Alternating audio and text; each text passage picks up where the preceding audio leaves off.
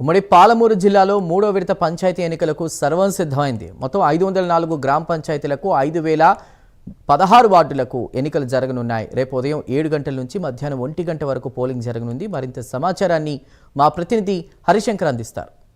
పాలమూరు జిల్లాలో రేపు జరగబోయే మూడవ పంచాయతీ ఎన్నికలకు అధికారులు అన్ని ఏర్పాట్లు పూర్తి చేశారు. ఉదయం 7 గంటల నుంచి మధ్యాహ్నం 1 గంట వరకు జరిగే ఎన్నికలకు పూర్తి స్థాయిలో కూడా దానికి సంబంధించిన సామాగ్రి అంతా పంపిణీ కార్యక్రమాలు జరుగుతున్న పరిస్థితి ఉంది. ప్రస్తుతం మనం జోగులాంబ గద్వాల జిల్లా అల్లంపూర్ నియోజకవర్గంలో నుండి ఎర్రవల్లి మండల కేంద్రంలో ఉన్నాము.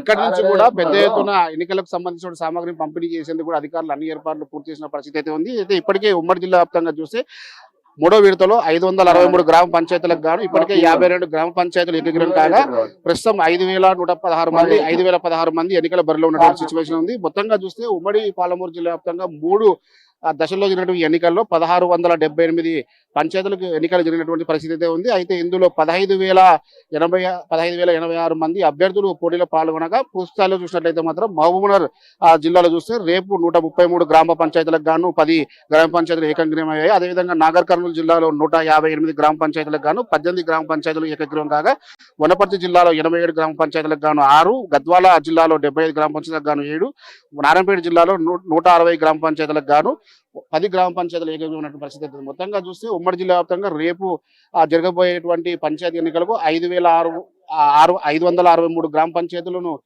పూర్తి స్థాయిలో కూడా ఎన్నికలు జరుగుతున్న పరిస్థితి ఉంది. ఉదయం 1 గంట నుంచి కూడా ఉదయం 7 గంటల నుంచి కూడా మధ్యాహ్నం 1 గంట వరకు ఎన్నికల ప్రక్రియ కొనసాగేందుకు కూడా అధికారులు అన్ని ఏర్పాట్లు పూర్తి చేసే సిచ్యువేషన్ ఉంది. అయితే పోలింగ్ కేంద్రాలకు తరలించేందుకు కూడా పెద్ద ఎత్తున కూడా ఇటు ప్రైవేట్ స్కూల్ బస్సులను ఏర్పాటు చేసి రూట్ మ్యాప్లను డిక్లేర్ చేసి ఈ రూట్ మ్యాప్ల ద్వారా ఎవరైతే ఎన్నికల అబ్జర్వర్స్ ఉన్నారో పీఓలు కావచ్చు అబ్జర్వర్లు అందరినీ కూడా పంపించే ప్రయత్నం అయితే చేస్తున్న సిచ్యువేషన్ అయితే ఉంది. పోలింగ్ కేంద్రాల వద్ద ఆ పోలింగ్ స్టేషన్ నుంచి కూడా 100 మీటర్ల వరకు ఎవరిని అనుమతించడం లేదు. ఎవరు కూడా ఎక్కడ ర్యాలీ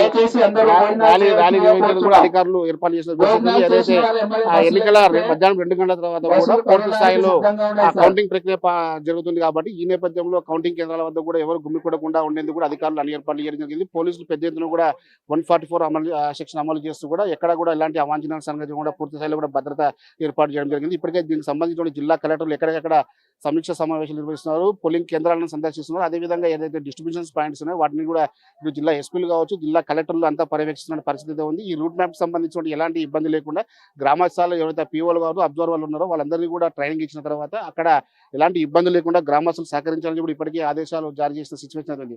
మొత్తంగా చూస్తే రేపు జరగబోయేటువంటి 3వ దశ పంచాయతీ ఎన్నికలకు అత్యంత ప్రతిష్టాత్మకంగా తీసుకున్నటువంటి ఎన్నికల అధికారులు పూర్తి స్థాయిలో చూస్తున్నట్లయితే మాత్రం ఇప్పటికే 2 విడతల్లో కూడా 80 నుంచి 85% పోలింగ్ నమోదు కావడంతో కూడా 3వ దశలో జరిగే ఎన్నికలు కూడా పూర్తిగా కూడా 85% దాటాలని చెప్పి ఇప్పటికే అధికారులు ఆదేశాలు జారీ చేసిన విధంలో సుదూర ప్రాంతాలు ఎవరైతే వలస వెళ్లారో ఆ వలసకు సంబంధించినటువంటి ఓటర్లు ఉన్నారో వాళ్ళు ప్రసన్నం చేసుకుని ఇప్పటికే పంచాయతీ ఎన్నికలకు సంబంధించిన అభ్యర్థులు ఎవరైతే ఉన్నారో వాళ్ళంతా కూడా సర్పంచ్ అభ్యర్థులు వాళ్ళని తిరిగి తీసుకొచ్చే ప్రయత్నం అయితే చేస్తున్నటువంటి పరిస్థితి అయితే ఉంది.